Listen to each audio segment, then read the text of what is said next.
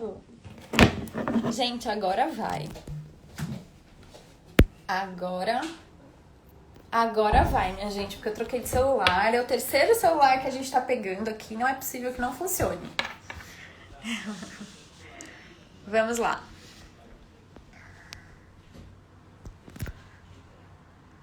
Vamos lá agora.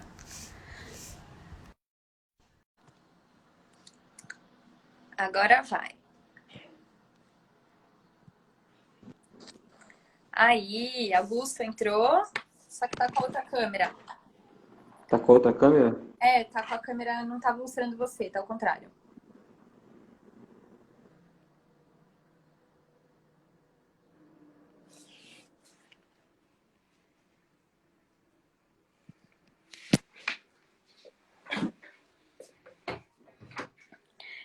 Eu vou precisar só que me mandem as fotos, né? Manda ele matar pelo WhatsApp. Uhum.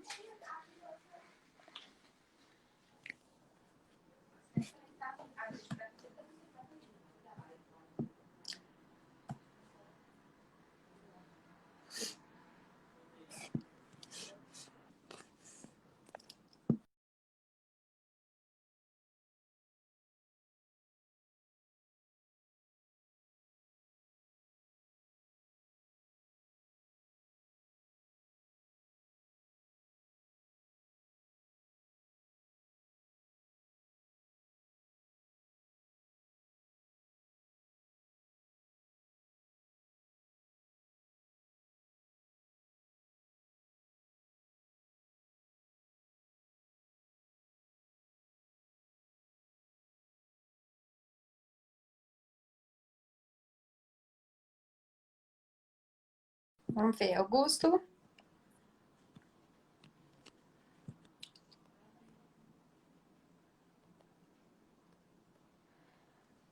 Vê se o Augusto consegue entrar.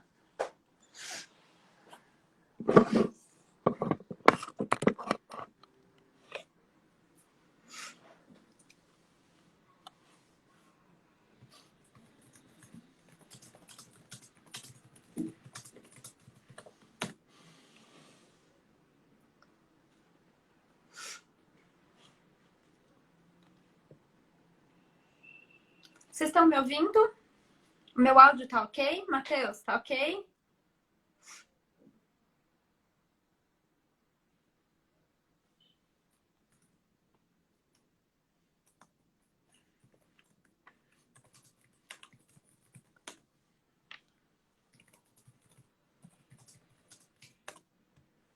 Ah, então tá bom. Bom, gente, então o papo de cirurgião tá com dificuldade aqui de entrar. Eu vou começando o caso aqui, tá bom?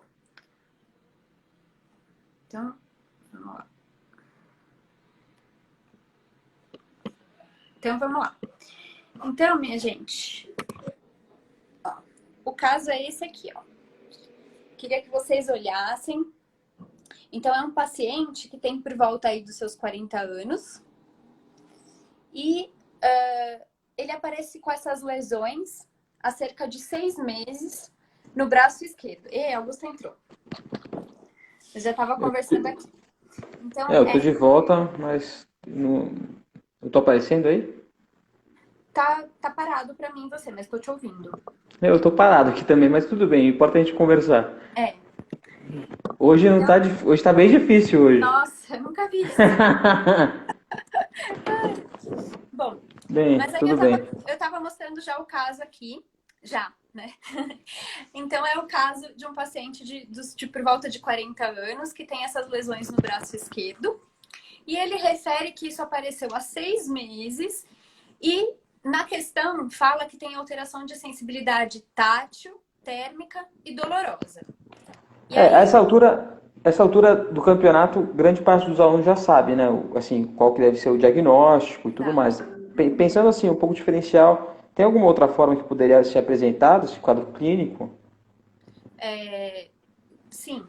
Na verdade, assim, o que acontece, ele, na própria questão, ele já citou que existe uma alteração de sensibilidade, né? Tátil, térmica e dolorosa.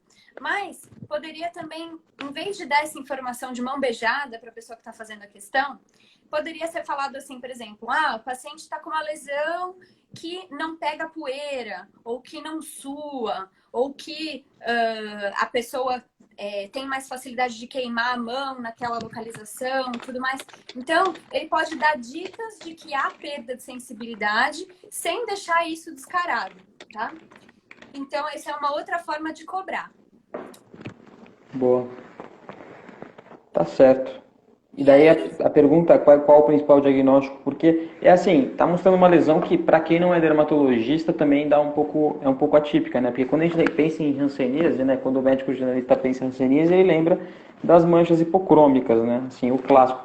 Mas a gente sabe por outro lado também que cada vez mais, assim, o básico é bom saber, o básico vai cobrir 70% da prova, às vezes até 80% da prova, mas às vezes o diferencial vai ser realmente dos detalhes, viu? E no conhecimento profundo da maioria das doenças. Então, o que Importante lembrar. acontece é o seguinte, vamos discutir um pouquinho agora sobre a hanseníase. Eu vou colocar aqui para vocês sobre como que é a história natural aí da doença, né? Então, a gente tem aqui essas setinhas que a gente começa ali com um paciente que ele é bacilífero. Então, ele está transmitindo, é o paciente que é multibacilar. E aí ele vai transmitir sempre para uma pessoa que é suscetível. No caso, é em torno de 10% da população que é suscetível. Os outros 90% já entraram em contato em algum momento, tá? Depois de 2 a 5 anos que a pessoa suscetível entrou em contato, ela vai apresentar a forma indeterminada. O que é a forma indeterminada? É a primeira lesão, é o primeiro aparecimento de lesão cutânea da hanseníase. Quando o paciente, nesse momento, é diagnosticado e é tratado, a gente sabe que ele evolui sem nenhuma sequela, porque ainda praticamente nem chegou a fazer uma doença ali em si, certo? Esse paciente que continua com essa forma indeterminada, depois de 1 a 5 anos, ele vai se tornar um paciente que pode ou evoluir com uma melhora, né?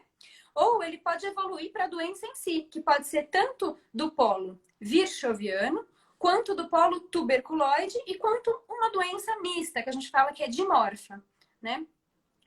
O que vai definir? Isso é muito importante, esse conceito, saber o que vai definir do paciente ser virchoviano, vai ser tuberculoide ou se ele vai ser dimorfo, tá? O que vai definir isso não é, por exemplo, quem transmitiu, meu pai era dimorfo e me transmitiu. Ou ele era virchoviano e me transmitiu. Não é isso que define. O que define é a imunidade da própria pessoa, a imunidade de células T, certo? A imunidade celular. Então, se a pessoa tem uma imunidade celular super competente, ela vai apresentar uma doença do polo tuberculoide. Se ela tiver uma imunidade celular deficitária, ela vai ter um polo virchoviano, certo? Então, assim, de modo geral, se a pessoa tiver, e normalmente a gente fala isso de uma maneira como se fosse mais leiga, mas assim, do ponto de vista mais científico, entre aspas, o que acontece? O paciente que é tuberculoide, ele vai ter uma imunidade mais para o polo TH1. Então, ele vai ter produção de interleucina 2, de TNF, interferon gama. E o paciente que é virchoviano, ele vai ter um polo TH2. Então, interleucina 4, interleucina 10, produção de anticorpo, produção de linfócito B, certo? E o que é importante também pontuar é que na hanseníase, a produção de anticorpo, a imunidade não celular de linfócito B, ela não é protetora. Então, ela vai estar muito presente ali nos estados reacionais, que é quando a gente tem reação antígeno-anticorpo e vai estar no estado reacional. Mas para a doença em si, o que define é a imunidade celular, tá? Não é a imunidade humoral, certo? Bom, a partir daí, então, o que o Augusto estava falando até, que pode acontecer daquelas lesões serem lesões esbranquiçadas, né? Que é muito que a gente vê. O que é aquela lesão esbranquiçada? Aquilo ali é a hanseníase indeterminada. Então, o que acontece muitas vezes é que ou a gente pula, aquela lesão ela é tão discreta que a gente não consegue ver na clínica, é uma lesão muito, muito próxima da pele normal, de repente a gente não consegue fazer diagnóstico naquela fase, e quando a gente pega, já está numa fase mais tardia, já é uma hanseníase virchoviana, dimorfa, ou seja lá qual for. Mas todos os pacientes, e isso é citado com todas essas palavras, é bom guardar isso. No livro do Ministério da Saúde, ele fala: todos os pacientes passam pela fase indeterminada, que é normalmente dada por essas manchas hipocrômicas, certo? Então, eu vou colocar aqui para vocês uma outra fotinho aqui, que vai mostrar exatamente isso. Quais são as lesões que aparecem, tá? Pelo Ministério da Saúde, a gente tem a divisão em 3 grupos. Então, a gente vai ter os paucibacilares, os multibacilares e a hanseníase neural pura. Como que a gente faz o diagnóstico dos paucibacilares? Deixa eu ver se eu consigo aqui abrir a fotinho. Aqui. Então, assim, ó, os paucibacilares, pelo Ministério da Saúde, pela OMS, a gente vai ter que são até 5 lesões e a baciloscopia precisa ser negativa. Então, veja que tem que ter esses 2 E. Um e o outro. Se eu tiver até 5 lesões e baciloscopia negativa, ele vai ser paucibacilar. E o multibacilar, ele só vai ser classificado assim se ele tiver 6 ou mais lesões ou baciloscopia positiva. Ou seja, resumindo a ópera, se eu tiver, por exemplo, 4 lesões, baciloscopia positiva, ele é multibacilar, tá? Agora, para ele ser paucibacilar, ele tem que ter os 2, baciloscopia negativa e até 5 lesões, certo? E a hanseníase primariamente neural, não vou focar muito aqui, porque é minha área da dermatologia, mas assim, aí fica mais com a parte da neurologia, existe a possibilidade de fazer biópsia neural para comprovar, e o tratamento seguiria ali como multibacilar também, certo? Então, agora falando um pouquinho aí da parte clínica, por que é importante a gente ver isso? A classificação da OMS, ela é especialmente importante do ponto de vista de tratamento, porque é isso que vai determinar qual tipo de poliquimioterapia que o paciente vai receber. Então, o paciente que é paucibacilar, quem é o paucibacilar? É o paciente que, pela classificação de Madrid, que é aquela que coloca polo virchoviano, polo tuberculoide, dimorfo. Então, essa classificação, ela vai se encaixar como dentro da classificação da OMS? Os paucibacilares são os que são classificados como indeterminados, certo? Ou tuberculoides. Como que é a lesão do paciente com hanseníase indeterminada? Então, são essas máculas hipocrômicas, tá? Muitas vezes, o que acontece? A gente tem uma perda de sensibilidade que segue uma ordem. Então, não adianta eu chegar lá com a minha canetinha e fazer um teste de sensibilidade tátil ali, porque a sensibilidade tátil é a última que se perde. Então, primeiro que a gente perde é a sensibilidade térmica. Segundo, sensibilidade dolorosa. E a terceira é a tátil. Então, a gente sempre tem que fazer esse passo a passo, porque senão, se chega só com a canetinha, a pessoa não tem perda de sensibilidade, porque na indeterminada pode acontecer de não perder a sensibilidade completa. E muitas vezes a gente acaba perdendo o diagnóstico, pensa que é outra coisa, é uma pitiríase alba, é uma mancha, tudo, e pede de fazer o diagnóstico. Na hanseníase tuberculoide, já ela é classificada como uma placa anestésica. Então, eu queria que vocês olhassem aí essa fotinho de baixo, que está mostrando o que é uma placa. A gente vai ter uma aula muito interessante aí sobre lesões elementares no HIT. Então, a gente vai ver que uma placa é uma lesão que é elevada, ela tem que ter algum relevo para ela ser classificada como uma placa. E aqui o que a gente vê é uma placa que tem uma borda muito papulosa, muito infiltrada, e o centro pode ter uma regressão, pode ser um centro praticamente de pele sã ali, certo? Essa é a característica da hanseníase tuberculoide. A hanseníase dimorfa, por sua vez, eu queria que vocês prestassem atenção, que é bastante interessante. Essa lesão que está aí embaixo, vocês conseguem perceber que no centro dela, ela tem uma bordinha muito bem delimitada, mas a borda externa, ela não é tão bem delimitada. Isso se chama lesão foveolar. Isso é a lesão típica da hanseníase dimorfa. Tá? Em alguns lugares a gente vê descrição disso como queijo suíço ou ovo frito, porque é justamente isso. Quando a gente pensa no ovo frito, a gente pensa ali que está bem delimitado entre a gêmea clara, né, que é a parte central, e ali aquela borda toda é mais mal delimitada. Então, essa é uma lesão foveolar típica da hanseníase dimorfa. Na hanseníase virchoviana, que, então, assim, só para contextualizar, tanto a dimorfa quanto a virchoviana, elas entram ali no polo multibacilar. E a virchoviana, muitas vezes, o que a gente vai ver é infiltração. O que é infiltração? A gente vai ver, quando a gente palpa, a gente vê uma consistência mais endurecida, a gente vê mais edema, tá? Mas muitas vezes a gente não consegue ver uma lesão clínica que a gente olha e consegue enxergar ali uma lesão elementar. Às vezes a gente vai ver o que a gente chama de facies leonina, madarose, infiltração da orelha. A madarose é que é quando a gente perde aqui a sobrancelha. Aquela face leonina é justamente a infiltração da pele. E na orelha isso é muito característico, né? Porque o bacilo, ele gosta de ficar em regiões frias. Então ele foge de regiões quentes do corpo. E aí, por que eu tô falando tudo isso? Vocês lembram como é que é o nosso caso aqui? Vou colocar aqui de novo para vocês lembrarem. Quero que vocês marquem essas características junto comigo. Quando a gente vê essa lesão clínica, o que a gente está vendo? Alguém pode me ajudar aqui a descrever?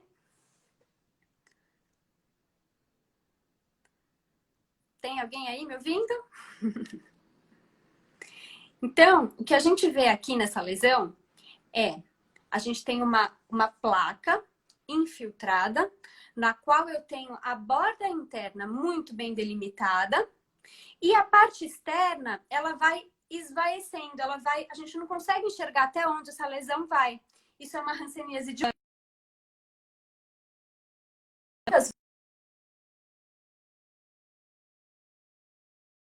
vezes a gente, exatamente, a lesão em ovo frito, viu, Lorraine?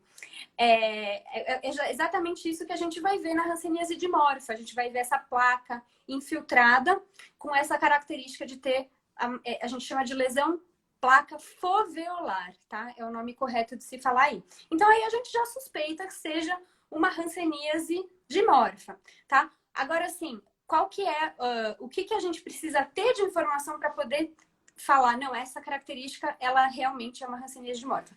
Fazer baciloscopia é bastante interessante, principalmente do ponto de vista de classificação pela OMS, porque isso a gente viu que classifica o paucibacilar e o multibacilar. A hanseníase dimorfa, classicamente, vai ter baciloscopia positiva. Então, vocês lembram aquela tabelinha que eu coloquei? Baciloscopia positiva é igual a multibacilar, tá? Porque é um ou outro, tá? Ali, para ser paucibacilar, tinha que ser baciloscopia negativa.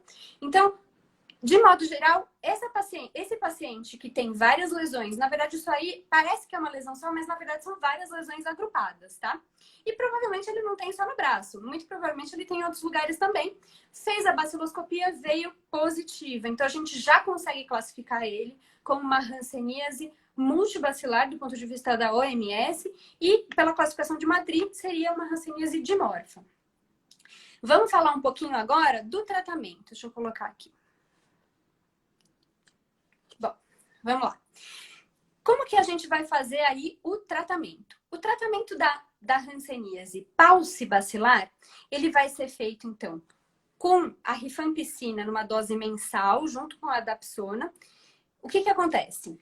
A pessoa, para receber, ela é um modelo parecido com o que se faz com a tuberculose. Então, a pessoa precisa ir no lugar de referência, ou no posto de saúde, ou num hospital de referência, e vai lá receber sua rifampicina e a dapsona dose mensal. E ela recebe uma cartela, que está bem pequenininho aí, mas se vocês conseguirem ver, a cartelinha verde que está embaixo é a de paucibacilar. Então, ela recebe a da dapsona e a da rifampicina só para tomar no posto e a dapsona para ela continuar tomando em casa todos os dias, certo?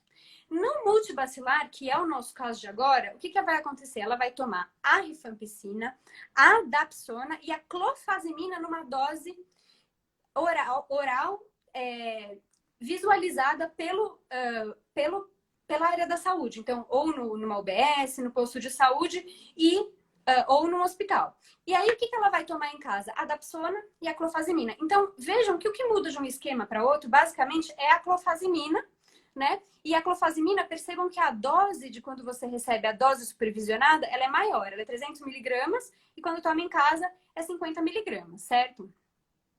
Então, esse seria a resposta de tratamento, né? Seria o tratamento para hanseníase multibacilar. Deixa eu ver aqui, que estão perguntando. A resposta, então, teria que responder certinho hanseníase multibacilar dimorfa, e se colocar só hanseníase dimorfa, ficaria incompleta. Depende muito da banca, tá? De modo geral, essa classificação ela é cobrada em algumas provas específicas. Por exemplo, a UFPR, o SURSE, eles sempre colocam a descrição completa aí pela classificação de Madrid. Mas existem outras provas que cobram menos isso, tá? Mas, de modo geral, se você colocar uma hanseníase dimorfa, a pessoa conceitual. Toda hanseníase dimorfa, ela é multibacilar. Então, teoricamente, se você colocar só dimorfa, já seria multibacilar, certo? Agora, se você falar que é multibacilar, aí ela pode ser tanto dimorfa quanto virchoviana, então não estaria uma resposta completa, certo? Acho que deu para entender, né?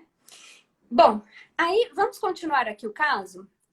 O paciente começou a fazer o tratamento, muito que bem. Eis que então começa com essas lesões no corpo, certo? O que vocês acham que pode ser isso? Será que foi uma reação que ele teve de alguma medicação? Alguém tem alguma ideia do que é? Eu vou ajudar dando uma descrição aqui, tá? Porque eu sei que às vezes em foto é meio difícil. Mas o que a gente está vendo aí são lesões contusiformes, certo? Nódulos. O que são nódulos? Isso, muito bom.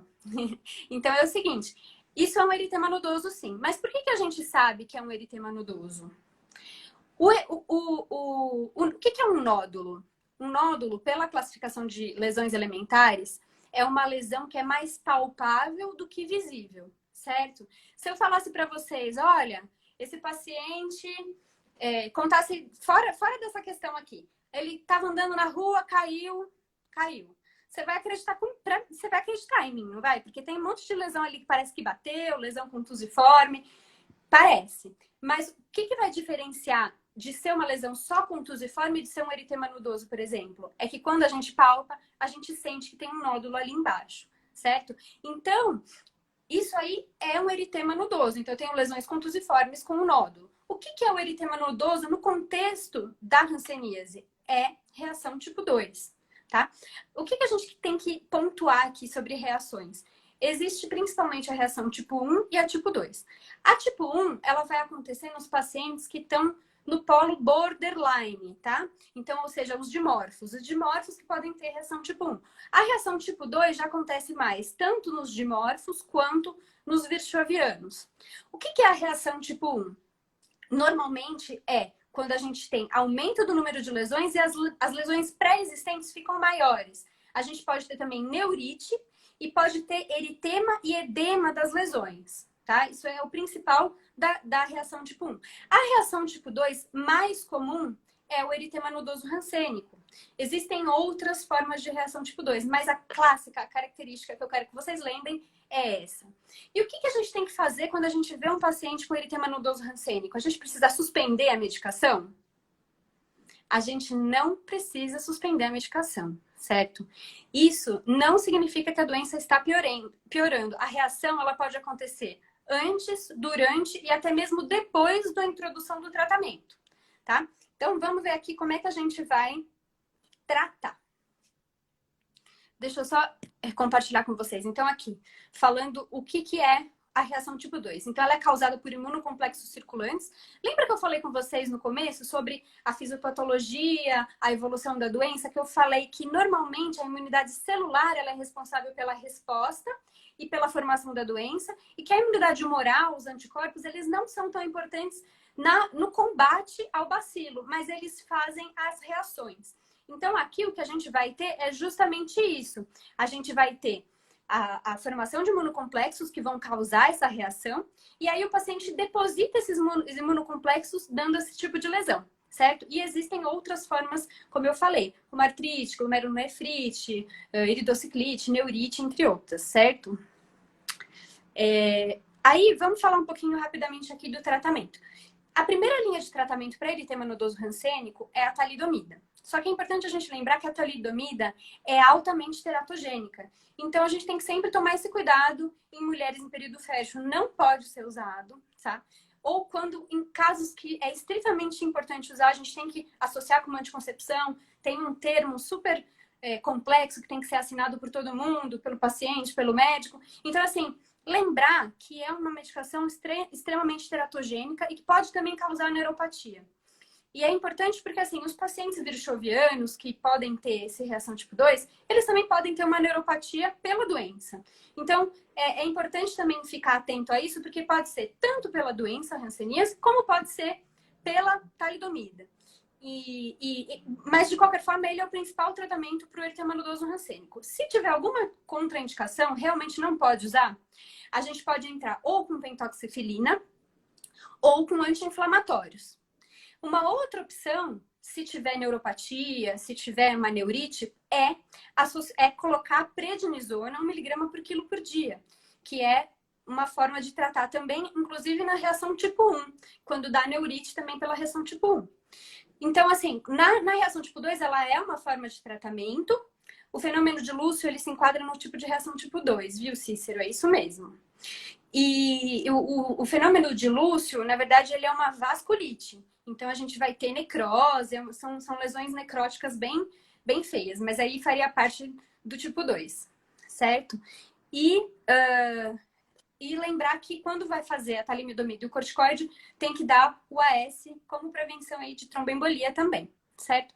Quando o paciente começa a ter muita reação tipo 2, é importante a gente pontuar aqui que é importante pesquisar infecções dentárias, outras doenças que possam estar ali piorando e fazendo ele toda hora ter esse tipo de reação. Muitas vezes a gente tem que até reiniciar o tratamento na suspeita de que tenha tido uma reinfecção, porque normalmente os pacientes de hanseníase, eles convivem com pessoas que também são bacilíferas.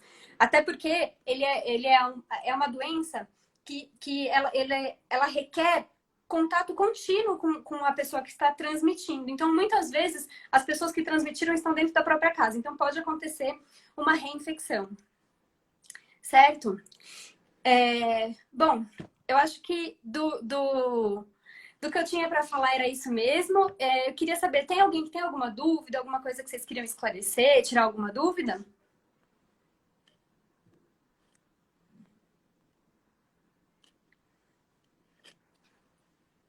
Tô vendo aqui se o Augusto quer entrar para dar algum recado final. Ah, o Matheus que entrou. Oi, Matheus. Muito boa aula, Elisa. Parabéns. Bom.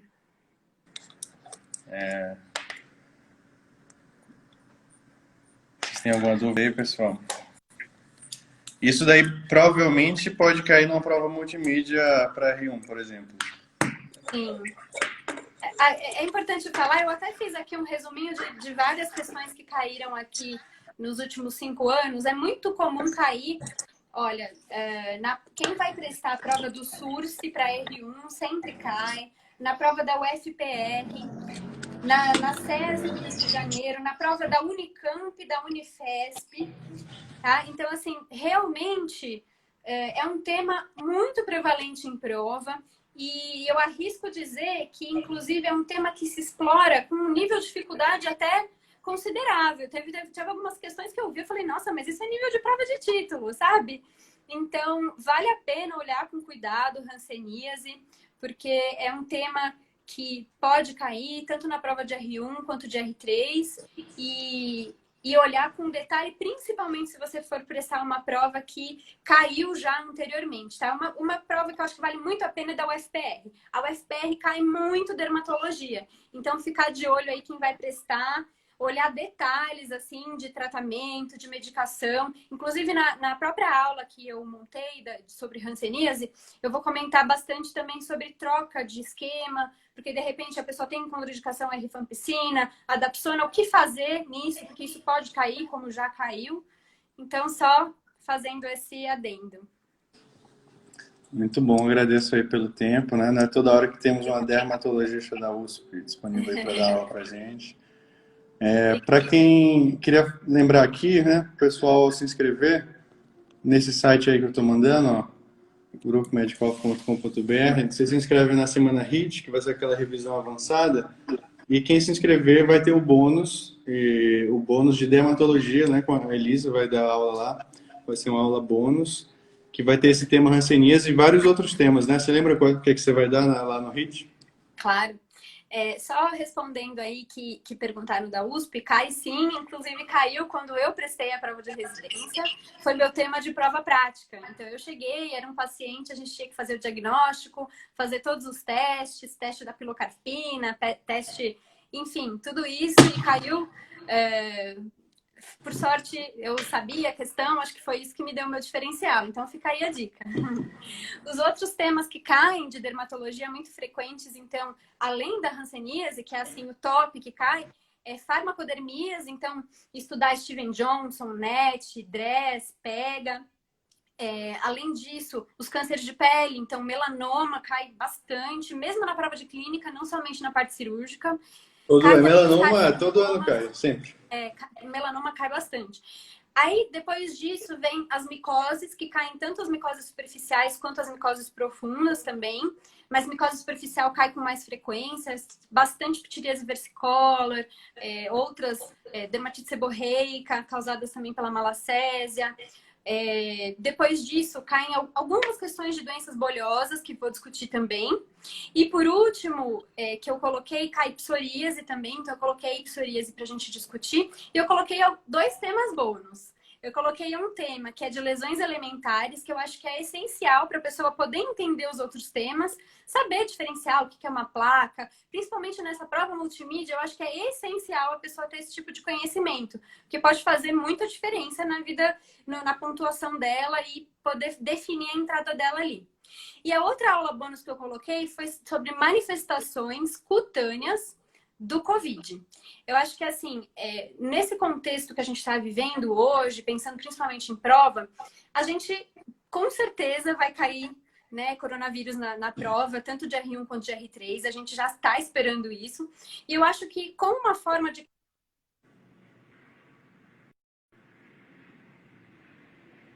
um paciente que teve Covid, começou a ter lesões, então, será que aquela lesão está associada ao Covid? Será que não está? Será que está associada ao mau prognóstico? Então, eu coloquei esse tema pensando justamente nisso, nessa possibilidade de cair uma questão mais diferente que não vai pegar os nossos alunos desprevenidos.